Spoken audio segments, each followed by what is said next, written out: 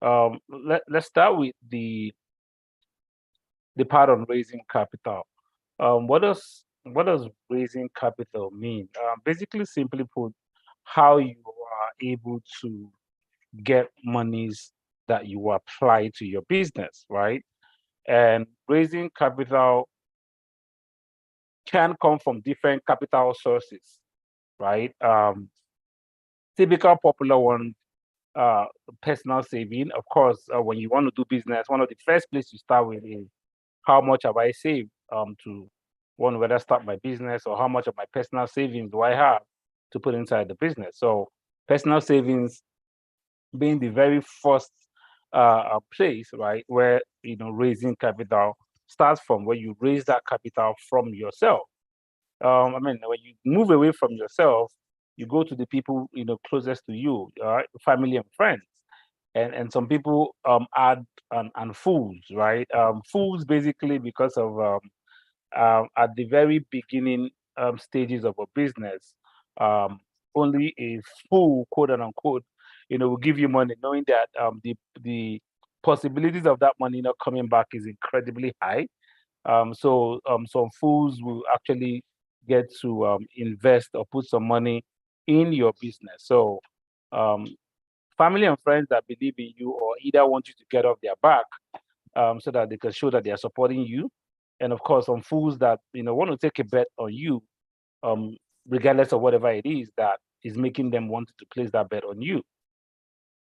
Then when you move away from that social kind of capital raising, you get to venture capital, where you can raise money from investors, right? When you hear investors, we're talking about guys that they're in the business of giving money, investing money into businesses, so that over time, they own a part of that business, and over time, they are able to exchange that their ownership of the business, either sell it off, or they get they, they get returns for that investment. So I mean, venture capital is one of those sources of raising capital. Bank loans are also a very veritable source of raising capital, of course, but this can only happen mostly, especially in Nigeria, where your business is already running, and you need to be able to raise funds through loans. Banks typically don't give startup loans. They're not there to help you start the business. They are mostly there to help you all the engine of your business, right? They're there to help you grow the business. They are not there to help you start the business, right? So you can only get into bank loans when you already have that business already running. And then you come to business credit. Most people don't put this as part of raising capital, but credit is a major source of capital for businesses, right? I'm selling drinks, right? Instead of me going to buy, take 1 million naira and buy maybe 100 crates of drinks in my store, I'm able to get Guinness or Nigerian breweries depot or distributor to give me, this 100 crates in advance, so that I'm going to pay back, over the next 1 week or 2 weeks or 1 month. By that time I should have finished selling those drinks, and then I'll come and reorder and take another one. So business credit is a major, major, major source of business capital, especially for trading businesses, because it is interest free, and it helps you manage your cash flow, how basically your income and your expenditure, right? So business credit is a major source of raising capital. And of course, you have the general ones for the bigger guys, things like stocks or shares, raising capital from the stock exchange. This is like when your business is now matured, before you can start talking around about going into the stock exchange. So that doesn't apply if you're a small business, really. Even though there are some kind of moves to help small business get into a special kind of stock exchange. But I mean, you still have to be doing some good numbers before you're able to do that, right? Now, there's some things that actually, determine what kind of source of capital you can raise, right? I listed about six sources of capital, but there are different things that will determine which of them can you, raise at any point in time, right? The stage of your business will determine what kind of capital I can raise. If you're just starting up, you just an idea, you just want to start, of course, you can only get personal savings, family and friends and fools are your major source of business capital. If you've left idea and you now have an existing business that is gradually growing, then you can have access to maybe some bank loans, some kind of bank loans, can have access to business credits, can have access to some form of venture capital, depending, right? And then if you're a part where your business is now moving well, then you can have access to, better venture capital, better bank loans, and then of course stocks and shares. So the stage at which your business is will determine the kind of capital that you need to raise. Um, Another thing that will determine the capital that you need to raise is the nature of your business. What kind of business am I running, right? If you're running a buy and sell, a trading business, it's different from when you're running a service business, let's say a consultancy business or a legal services business. The kind of capital you can access is different from the kind of capital that someone in trading can access, right? I mean, someone in trading can get business credits more likely than you in a service-oriented business, right? Um, so the nature of your business, you know, determines the kind of capital that you need to raise, right? Also, another very interesting um, thing that determines the kind of capital you can raise is what I call transaction cycle, right? Either what we call the asset conversion cycle or the cash conversion cycle, right? What is asset or cash conversion cycle? Basically, it means how long does it take for me to convert my assets, my goods to cash?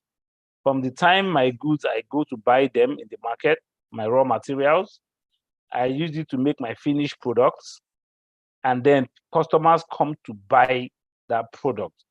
How long does it take? Does it typically take me 30 days? Does it typically take me, 45 days? How long does it take me, right, to convert my goods, what I'm selling, to cash? How long does it take me typically, to get to sell my services, to people? So that will determine the kind of capital you can raise. If, for example, your asset conversion cycle is, say, let me say, 1 month. So it typically takes 1 month for you to go and get raw materials, make your products. Maybe you buy flour, buy this, and buy that, and then start baking. Let's say it takes like 1 week for you to now start finish the baking products, and you now want to sell, and then it takes you another 1 week to sell. So your asset conversion cycle as a baker, let's say for whatever it is you're baking special cakes, is 2 weeks, right? From the time it takes you to get the raw materials to the time it takes people to buy that cake, it's typically 2 weeks, right? What that means is that if you want to take a business credit, right, you already know that, okay, you will not take a business credit that the person expects you to pay, in 1 week's time, because you know that you will not be able to convert your assets in a week. If you want to take a bank loan, you won't take a bank loan that will tell you you must pay this loan in 1 week. If I give you this loan now, all these quick loan people say 7 days, you must pay in 7 days, because you know that in 7 days you won't have converted your asset to cash, right? It's the same thing with your cash conversion cycle. Also, how long does it take for people that buy on credit for you? How long does your liquidity? How long does it take for that credit for them to pay back your receivable, right? Another way you can raise capital is when people are owing you. You can take that. If it's a very reputable company that is owing you, for example, let's say you did business with MTN. MTN is supposed to pay you, 5 million naira, because MTN has given you that award letter, given you that contract, and that you have delivered. because you know that that money is coming in, that invoice is coming in. You've given MTN that invoice, and 5 million is coming in. Just that they don't pay immediately. They will tell you, "We'll pay you in 45 days." If MTN tell you, "We'll pay you in 45 days," you can take that their invoice, go to somebody else, and use it to borrow money. To say, "Hey, I have a 45 days invoice for of 5 million from MTN. I want to borrow 4.5 million with this my 45 days invoice with MTN." What the person will do, they call it invoice discounting. So what the person will do is to buy that debt from you, right? Take that money, that 5 million naira invoice, and then give you 4.5 million, and then now be the one to wait for 45 days, right? So any day MTN now pay that money, MTN pays to that guy or pays to that organization the 5 million naira. They would have made 500,000 naira from that money as their own interest, right? For giving you that 4.5 million naira when you needed it, right? So then your transaction cycles will also determine the kind of loan capital that you can raise depending the stage that your business is in, right? Now a little bit on effective business negotiation. Um, while you're running, whatever business you're running, naturally you must negotiate, right? You must get into negotiations of some sort. And as legal, especially for our legal people here, you might be the one representing your client, while these negotiations are happening. So how do you effectively negotiate, right? One of the very first things that is critical in, when you're going into a negotiation is to be very clear on your objective, what it is you want to achieve from that negotiation. What are your own objectives? And can you be able to determine what the objective of the other guy is? If we're going into a negotiation on, say, for example, I want to partner with you so that I can be able to get like a use, maybe say for example, I'm able to use the gypsy class, right, as a platform where I can come and train my workers, right, so that they pass through mentorship from gypsy as my workers, because I need them to also be trained in the kind of mentorship program that gypsy put. And I want to go into a negotiation with gypsy. When I present my proposal, my objective has to be very clear, right? What do I really want from this negotiation? And what I want is to make sure that I get gypsy to agree to train my workers. Now, at what cost to me? What am I willing to part with for in that negotiation, right? Maybe I'm looking at the fact that I can provide gypsy with free publicity. For example, maybe I'm an advertising company. I can give gypsy free advertising space, or I can help them advertise while they train my guys, right? And for gypsy, I need to understand what is their objective when they are coming to that conversation. And then gypsy said, "No, yeah, we want to take up your offer. We want to have you bring your workers so that we can train them, and then you advertise us." But hello, can you hear me? Can you hear me? But Yes, sir, we can hear you. I think yeah, Messi interrupted. Just okay, continue. okay. So, Sorry but about that, guys. Sorry. that's all right. But rather than just advertise us, we also want to collect some kind of payment. Um, uh, we also want to get, say, 100,000 naira in addition to the advert that you're going to do for us, because we feel that the advert you're going to do for us, you're going to just advertise us, within Nigeria, right? And we are not going to be able to get, advertisements from outside Nigeria. You're not going to advertise us outside Nigeria, We all know advertisers only within Nigeria, so we want an extra 100,000 naira top of it, right? Now you have something to negotiate about. So, what are your objectives? You understand your objective. What is Gypsy's objective, right? Then you need to understand what matters and in what order of priority, what matters most.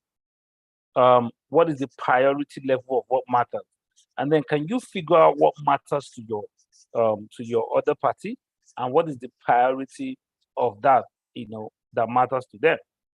For me, what matters is that my workers get trained in the Gypsy program, and I don't want to pay for it, right? I don't want to pay for it.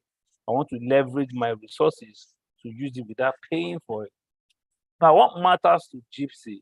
I need to be able to figure out, is it the money that matters to Gypsy, or is it exposure that matters to Gypsy? If Gypsy is saying that because I'm not taking them international, they need an extra 100,000, is it about the money, or is actually about international exposure? I need to be able to decipher what matters, what are they putting that matters most to them, and I need to be very certain about what matters most to me. Yes, I want to train my guys, right? Is it the fact that I want GT to accept my workers, or is it the fact that I don't want to pay for that training, right? Now, when I decide on what matters to me, the next important thing is that I need to also be very certain about at what point would I walk away from this conversation, from this negotiation. One of the mistakes a lot of people do going into negotiation is they don't know their walk away point, right? They try to make sure that it's an all at all costs they need to achieve a particular thing, and immediately your partner senses that you can't walk away from the negotiation conversations, then they have an upper hand, right? Because it is who that can afford to walk away, right? That would always have an upper hand in the conversation. So you need to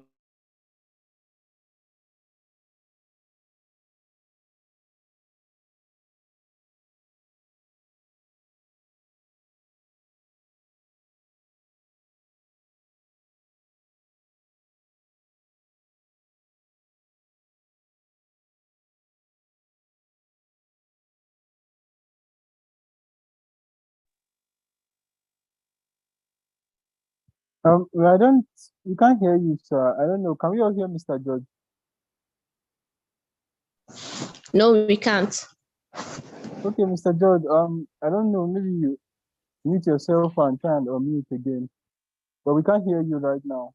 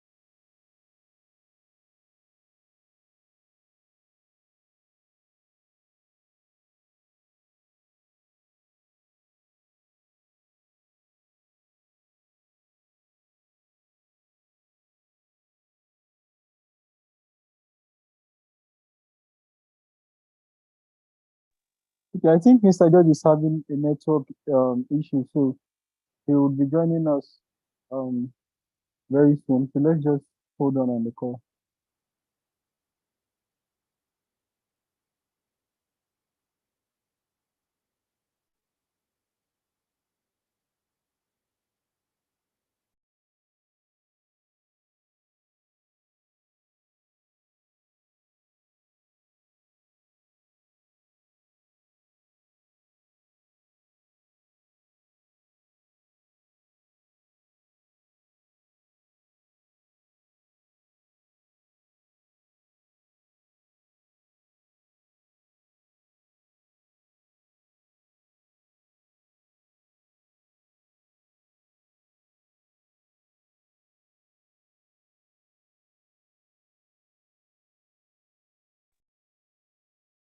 Yeah, sorry, I got disconnected. I don't know. Can you hear me now?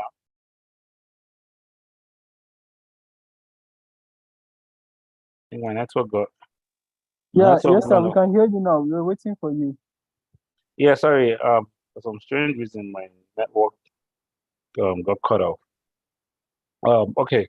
So I think I was talking about the fact that um always having a point, clarity around the point at which you walk away um from a conversation or from a negotiation. If you don't know what that point is, then you risk giving your partner an upper hand if they figure it out and they are the ones that can walk away. Then the last important one is, what would a win-win look like for you and your partner, which is where you want to be, right? You want to be able to create what will be a win for you, and you want to be able to create what will be a win for your partner, because that's the only way a true business partnership can thrive. So any negotiation you're doing that doesn't arrive at a win-win, then that negotiation is not effective. At some point, even if you have an agreement, it won't last, right? One party will feel, hard done by, or feel cheated, right? And how do you arrive at this win-win? By putting all these factors that I have mentioned in place. And if you take the example I gave earlier on the Gypsy and me and my company, um, if, for example, my priority is that I don't pay more than 50,000, for a training with Gypsy, right? And but when I come into the conversation, my priority is for that training to happen for my workers, and but I don't want to pay more than 50,000 naira to it. But I start with proposing that I do advertising for Gypsy without paying any money at all, right? Now I can pitch in a way whereby I blow up the advertising and the fact that, look, I I mean, the value of this advertising is what 1 million, right? The value is what 1 million, way beyond the 100,000 you're asking for, right? So, I mean, even with this advertising, you're way, way, way, way getting a better of this deal, right? And then I figure out that Gypsy really wants money, really wants the 100,000 more than the advertising opportunity, right? So when I, pitch my priority as the advertising, when I know that, my priority is getting that thing done, but for not more than 50,000. I have a budget in mind, but it's not where I'm starting with. But I'm hammering and blowing up, the point that I don't want to pay, because I think the value of the advertising I'm bringing on board is huge, right? And then I create that sense, and sell that sense to Gypsy, whereby they are seeing in me that I am very particular about the value, right, of that advertising, and that value of that advertising overweighing, any money that they are asking for. So that at the point when that negotiation has dragged, and I now come and say, okay, let me concede, right? Fine. I'll give you some of this advertising and I'll give you 50,000 naira. Now, at that point, to Gypsy, it looks like a major win, because to them, I mean, I can easily sell the fact that I am conceding significantly from my position that I didn't want to shift from before. But before I walked into that negotiation, that has been my, initial proposition. But I keep the 50,000 naira back and come with paying nothing and offering advertising, right? Because if I start with that 50,000 naira, I have to show in that negotiation that I'm going to move ground. I can't stand in one particular spot in a negotiation. So I probably have to move from the 50,000 to 75,000, right?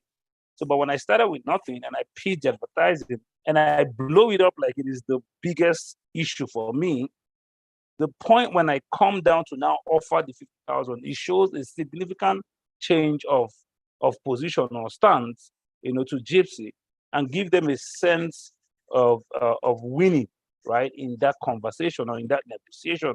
That yes, they've been able to win advertising and they've been able to win 50,000 naira, right? And I walk away from that conversation. I get to complete that negotiation with the fact that I get my workers being trained by Gypsy, and I'm not paying more than 50,000 naira. That has been my initial budget right from the very beginning, right? So, that win-win, trying to figure out what your partner, is really particular about, and being clear about what you're particular about, what your walkaway line is, what your priority is, and then start from the least priority parts, for you, right? And blow it up like it's the main thing, so that by the time you give that away, it looks like you're conceding something significant.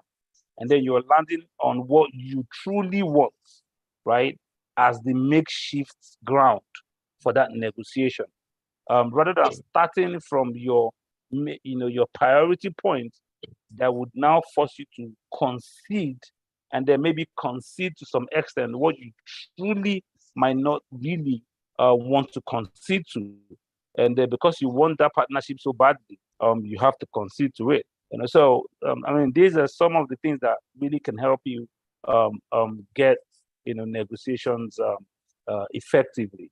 And I'll still touch on more of these things as we move over conversation. Yeah, thank you.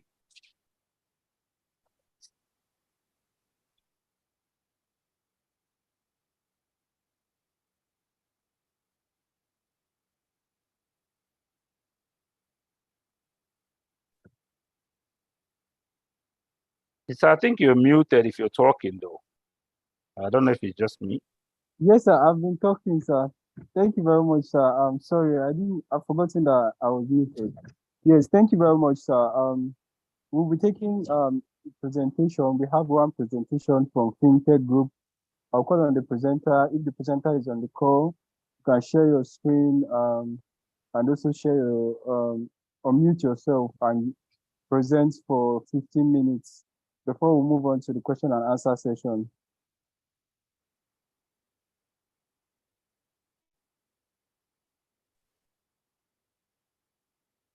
Presenter for FinTech, please. If you're on the call, you can start now.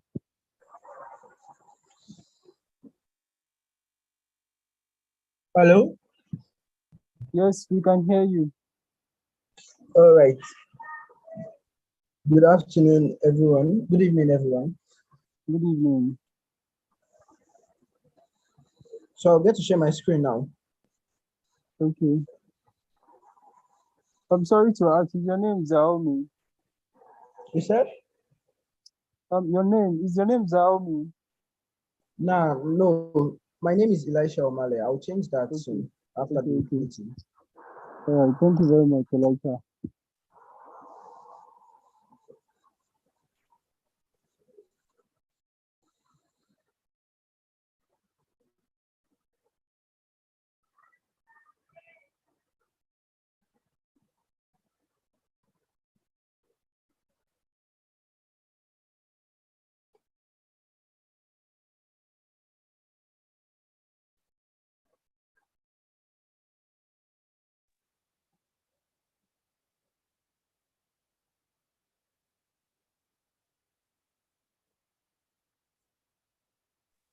Elisha, are you still trying to share your screen? Yes, I am.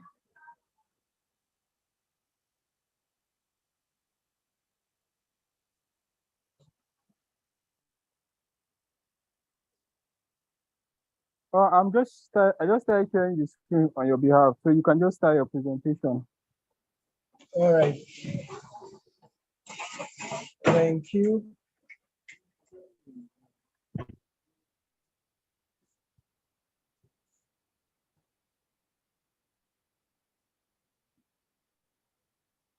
Can you see the screen? Yes, I can see it. Okay, yeah, you can start now. All right, good evening once again. I'm Elisha Omale. And for our group presentation, we researched on raising capital and effective business negotiations for fintech companies. And the basic outline is introduction. We have the introduction, we have the funding options for fintechs and key steps in raising capitals effective business negotiation, and principles of effective negotiation.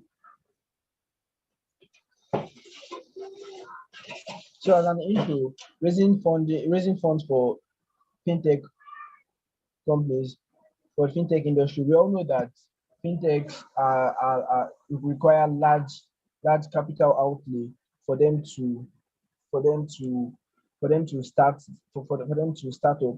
And so, in the rapidly evolving world of financial technology, securing funding and negotiating strategic partnership are critical for fintech startup success. According to Bank for International Settlements, fintech have raised over $1 trillion in equity globally since 2010. The basic idea is that the infusion of capital the infusion of capital allows fintechs to accelerate their growth trajectory by investing in technology innovation, expanding market reach, hiring top talent, ensuring regulatory compliance, and enhancing customer experience. So despite these, call it advantages of fintech companies,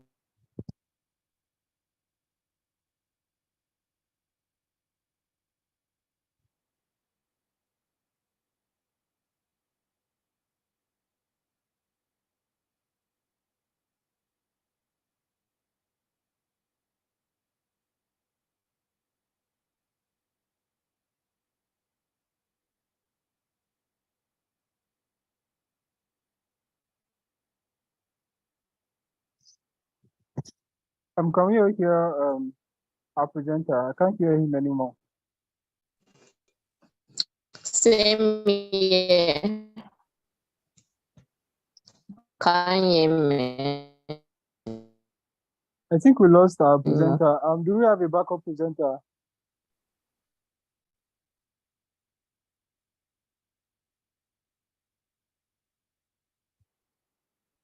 The fintech group. I believe we have a backup presenter. If our presenter is on the call, kindly unmute yourself and continue.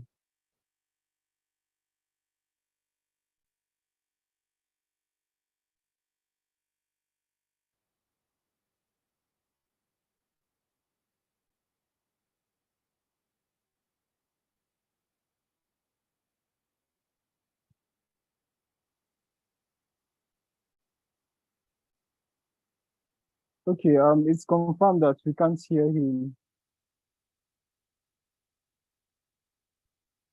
All right. Mr. George, I think we'll start taking our questions because I believe we have a lot of questions. And also, I'm encouraging anyone that has any live question for today's session, you can just raise your hand and I'll call on you to take your question. We are still waiting for our presenter to join back on the call. When he's back, let's kindly indicate so that we'll call on him to complete his presentation.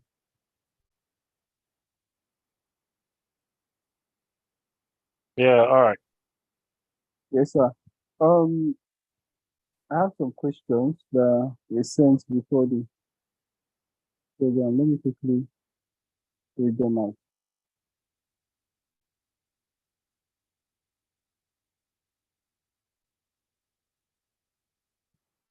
Okay, the first question from Olelewe Lilian Ozuamaka says, raising capital is crucial for business growth. There are, however, different means and strategies to raise capital depending on the industry this business falls under. In line with this, what is the most viable strategy to imbibe? Is it looking for government grants, loans, venture capital, or private capital raising?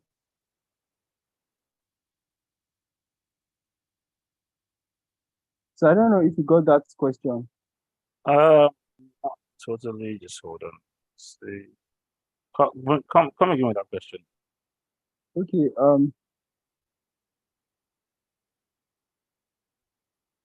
I just posted it on the chat box. Question number 1. Raising Okay. capital is crucial for business growth. There are, however, different means and strategies to raise capital depending on the industry this business fall under? In line with this, what are the most viable strategies to invite? Is it looking for government grants, loans, venture capital, or private capital raising? Yeah, I mean, I think my first this summary kind of answered that. Um, the most viable strategy is a function of what kind of business that you have or what you want to use the loan for and the stage of that business, right? So, like I said, if you are just starting, right, and you have access to grants, I mean, perfect.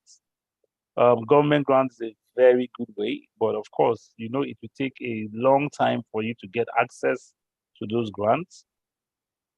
If you're just starting, private capital is your one of the first ways you can raise funds, almost compulsory. I mean, some part of your money somehow in some little or big way, will go into that. If you're already running a business, right, and then you can now talk about loans, but you won't get loan when you're just starting out. It's incredibly difficult. Except you have an existing business and then you want to start a new one that is linked to that existing business. But if you're just starting fresh, getting loans is going to be difficult, of course. Venture capital too, definitely you must have started a business before you really get a good chance of getting venture capital. At least that business should be running, right, and growing, no matter how small, but it should be showing that it's growing. Then you can get venture capital. So strategy is a function of your business stage, the stage at which your business is critical to the strategy you're going to deploy on what you want to raise, the money you want to raise. That will determine how you can raise capital. Okay, thank you very much, sir. I'll take the second question. Stakeholders and investors are on the top list of persons to convince during business negotiation. How can an entrepreneur effectively communicate his or her idea and suggestion to this person to drive business growth? So, when you say stakeholders and investors,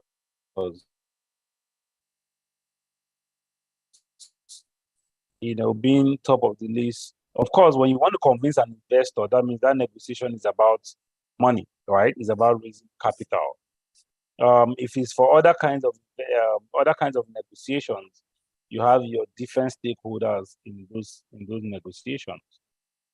How can you effectively communicate, right? To be able to,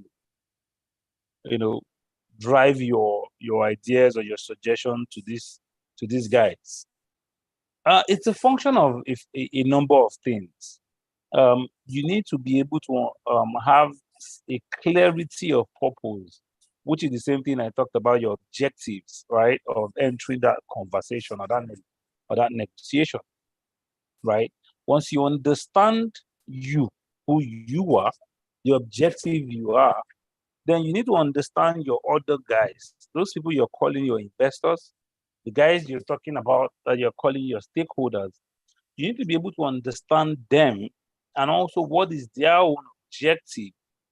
Until you're able to, figure this out, you might not be able to communicate and pass your ideas as effectively as possible because you might be communicating and you know, you're in zone 1, right? And then the guy's mind is in zone 10, right? So you're thinking what you're saying is something the guy is interested in, but he's interested in something else, right? If, for example, using the same analogy I gave when I was doing the summary, if I continue to talk about my advertising, opportunity over and over and over and over again forever, without at some point coming to concede, right? And start talking about, okay, I'll be able to make this additional concession of 50,000 naira, right? If I don't understand how this advertising benefits? Why should it worth any value to the people or the stakeholders in Gypsy that I'm having that conversation with? If it's not clear, if I cannot communicate how that thing is valuable to them, then I'm just wasting my time, right?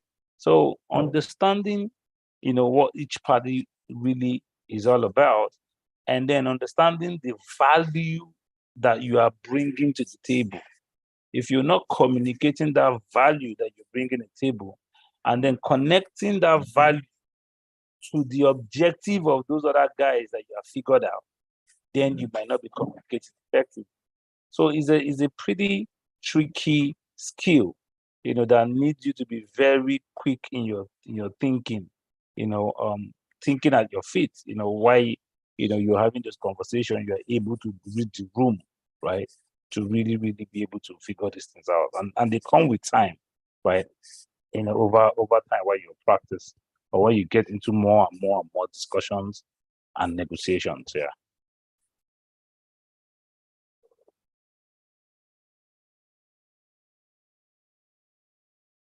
You're mute again.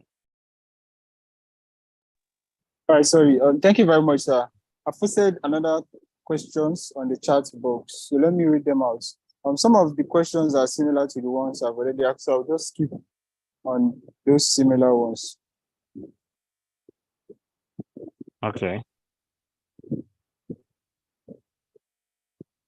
Okay, I think this one. What strategy can we deploy to demonstrate the value and potential growth of our fintech business during negotiation with investors?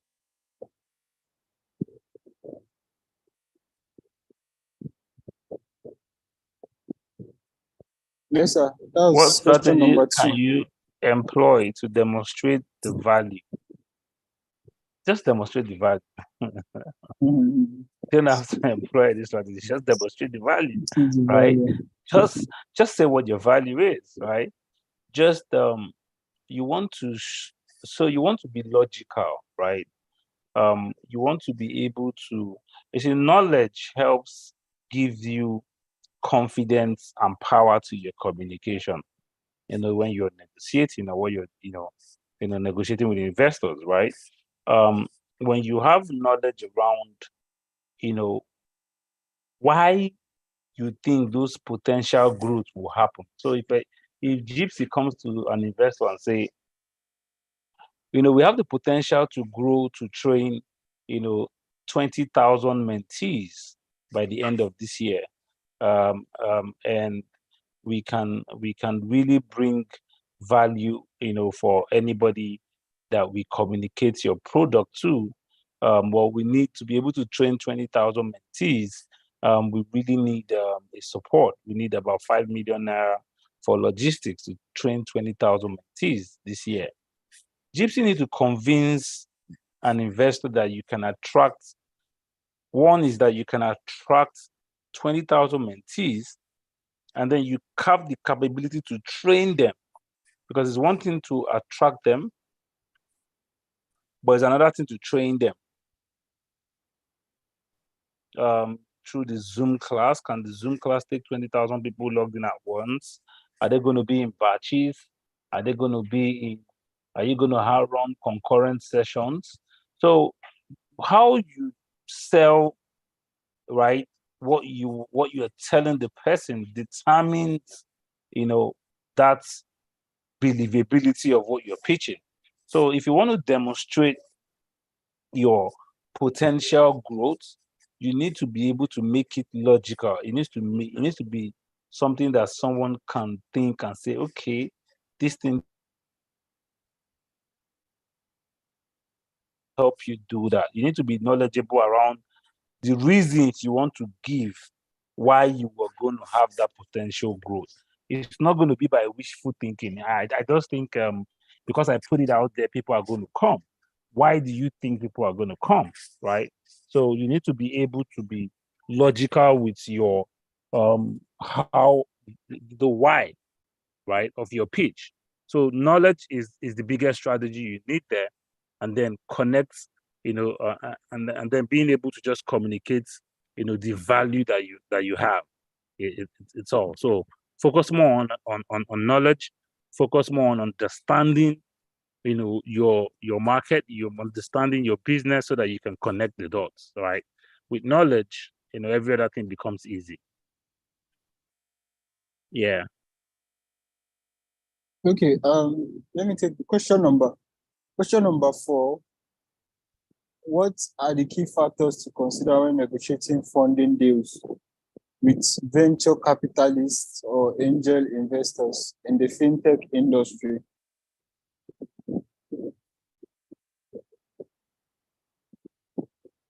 What are the key factors to consider when negotiating funding deals with venture capitalists or angel investors in the fintech industry? Now, it might be a bit technical. You want to understand, knowledge around some of the key lingos that is used during funding, evaluation, right? How does the valuation that the investor is valuing you at, how does it affect your growth, your current ability to raise additional capital? You're looking at what are the terms and conditions. Is the fintech wanting to have like a board seat on your company and be a member of the board, or appoint somebody to your board? What are the how is it disbursing the money? Is it saying that you have to hit some milestones before you get a particular amount of money, or he's giving you all the money upfront, right? So basically the terms of the deal, right, will determine what and what you consider before while you're negotiating funding deals. You want to have as much control as your company, regardless of the amounts that the investor is bringing in. It's why you hear a lot of times where you hear about some founders being kicked out of their company and all that kind of thing. When you raise a lot of money and give out too much control, and then now lose control of the business, then somebody can kick you out of your own business that you started, right? So you want to ensure that, right, the terms and conditions allow you to still hold, some significant degree of control, especially for early stage or mid stage businesses. Very, very critical. So you also want to look at, outside the control, you also want to look at how much does it allow you. So is this person, is it a strategic, is it bringing other things other than cash? Some investors, for example, apart from the money they are giving you, they can be a gateway to link you to so many other partners that can help you bring more customers. It might be an investor, for example, that owns a university, and so by the time he invests in JIIPCC, he creates a program in the university that some of those university students will be passing through JIIPCC mentorship. So it's going to be bringing a lot of students to JIIPCC, a lot of mentees to JIIPCC, not just the money is giving JIIPCC. So you want to look at what other additional value does this guy have, or does these investors have, outside the money or the cash that they're giving for that investment, and how does it help you reach your goals, reach your business goals. So you want to look at some of those things. So basically the terms and the condition and the additional value, right, that investor can bring to your organization.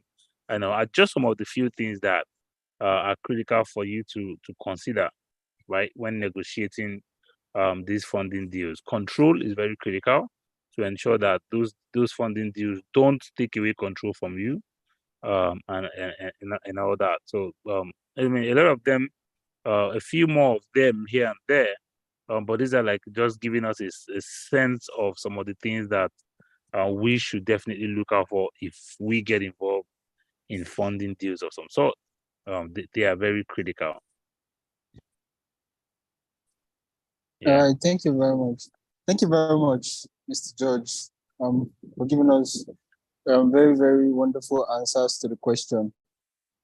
I don't know. The last question, I still feel like you've talked about it, but I'm still just going to ask so that you just throw more light on it. How can we ensure a win-win outcome during negotiation with potential investors, balancing our financial needs with their return expectation and risk tolerance in the fintech sector? Win-win outcome with any investor is either you're telling them how you're going to make their investments times 10, or you've already made their investments times 10, right? Any other thing is really less of a win. What they want to hear is, right, I have I have I have given you this X investment, and then you've given me times you're going to be able to make it times 10, right? Another thing is they want, most of them, it depends on the kind of investor really. Some of them want control, or some of them want to be able to, have a say in what you're doing, so that you also don't take their money and just start living their vida loca, or start driving the company in the way and manner that they don't think, is for the in the best interest of the company, right? So some of them want some form of control to be part of your board. Um, some of them want to also ensure that, when you're raising additional capital in the future, you don't dilute them. You don't make them. It only increases their own shares. They don't reduce. It doesn't reduce their shares that they have. So ensuring a win-win is just, first of all, understanding some of the things that are important to the investor, that the particular investor you're dealing with, which is why I would say it's important to be able to try to figure out who your other guy is in the room. So if you want to have a win-win, you need to know what is win for the other person, right? What is win for that investor? You can probably a few questions here and there. You can probe, to understand that investor more, what they are seeking to achieve, what is value to them. Then it's not easier for you to negotiate in such a way whereby you are accommodating, right? You are accommodating some of those things that mean a lot to them, right? So it's important to be able to figure it out, or just ask, right? Just ask, and they tell you, and then you can now know how to tailor your conversation to show that, right, those things that are important to them are things that you've also carefully considered and you have taken care of. So that is also very critical. All right, thank you very much for taking the last question. I'm still calling out to all our mentees on the call. If you have any question, kindly unmute yourself to ask, or just raise your hand, or you can as well send in your question to the chat box, so that I'll just read it out to our mentor. I don't know if you have our presenter here on the call now, so that he can finish up his presentation, and we can also get comments on it and corrections from our mentor.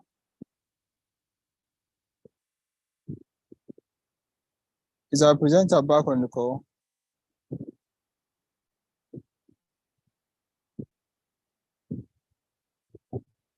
Do we have a backup presenter? Backup presenter for FinTech Group, please kindly unmute yourself. Okay, Elisha said, our presenter said it's raining over where he is, and the network is really bad. Someone can take over, please, that he got logged out. So we are hoping our backup presenter will bail us out. Our backup presenter is Mary. Do you have Mary from FinTech Group on the call?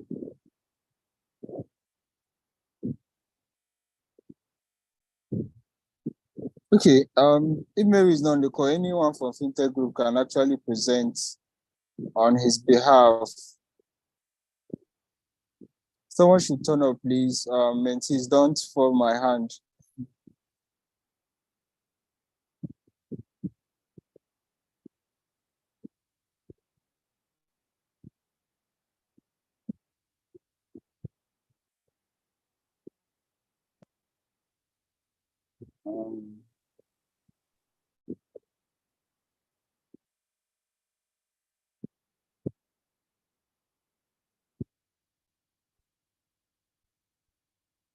fintech mentees. We have Chisom, Chinenye, Irene. Are you guys not on the call? SLC, Danladi, Favor, Henry, Joy, Wuyep, and Olamide. I can see Dinshi Wuyep on the call.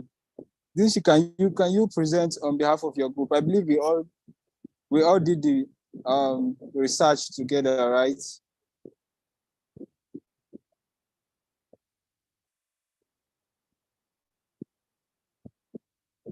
Can you hear me, Wuyep?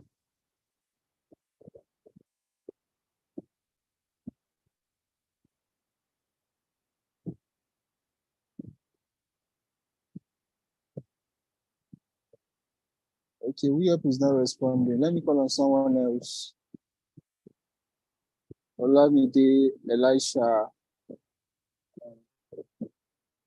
Chisom, Chineye, SOC.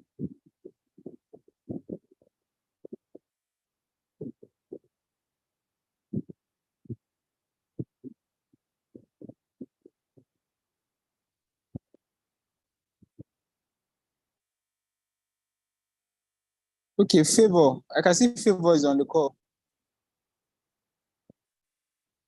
Favor, okay, one Favor. Are you on the fintech group?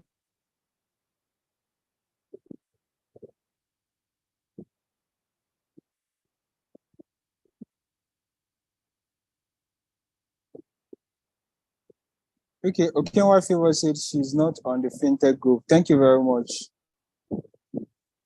Which Favor is it now? All right. Probably won't be having a presentation for today. Thank you very much. Once more, Mr. George Onyewuchi.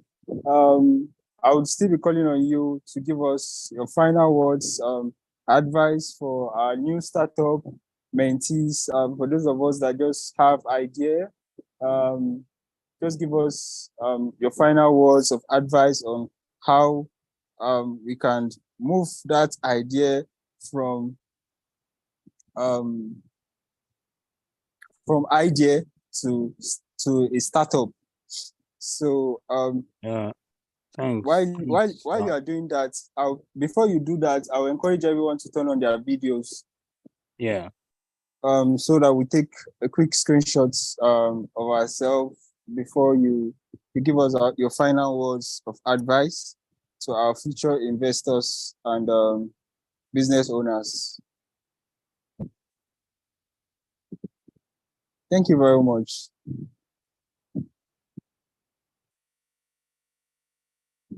Yeah, thank you very much. Let's smile for the camera. 30 seconds. Okay, thank you, thank you, thank you.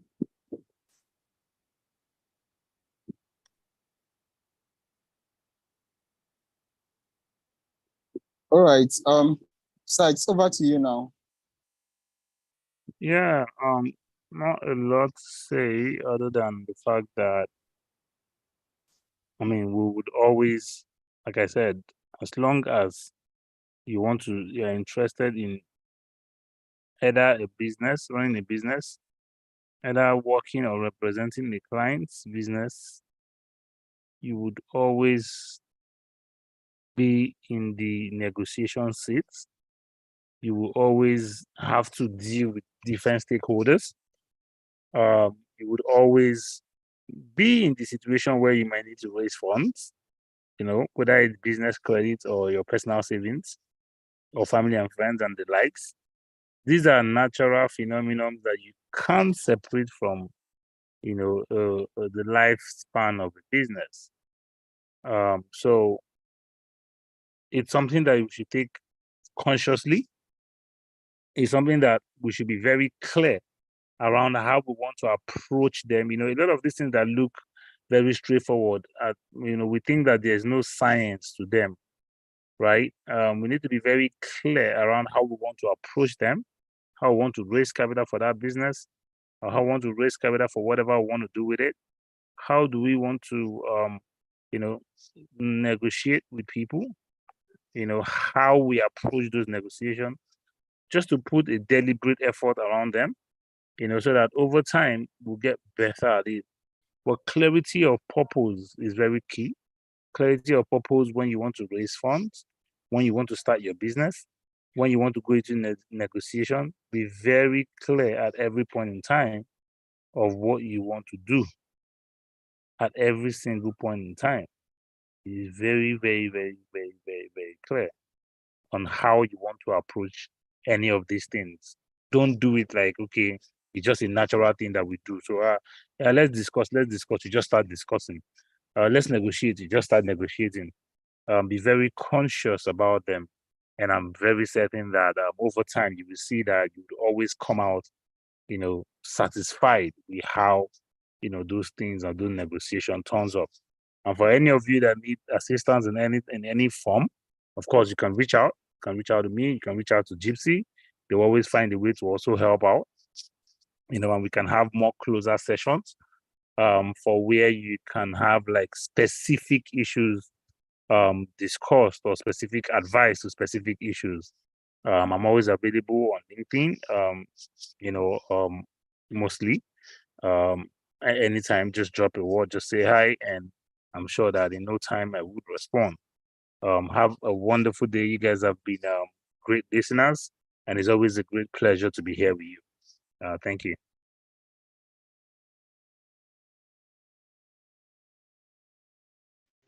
Thank you, sir. Thank you. Thank you very much. I was muted again. Thank you very much, Mr. George, for joining us today.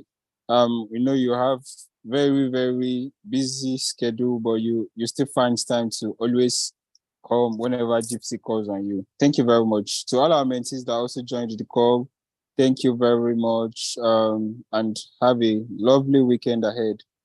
Bye-bye, everyone. See you guys next week, Friday. It's also going to be a combined class.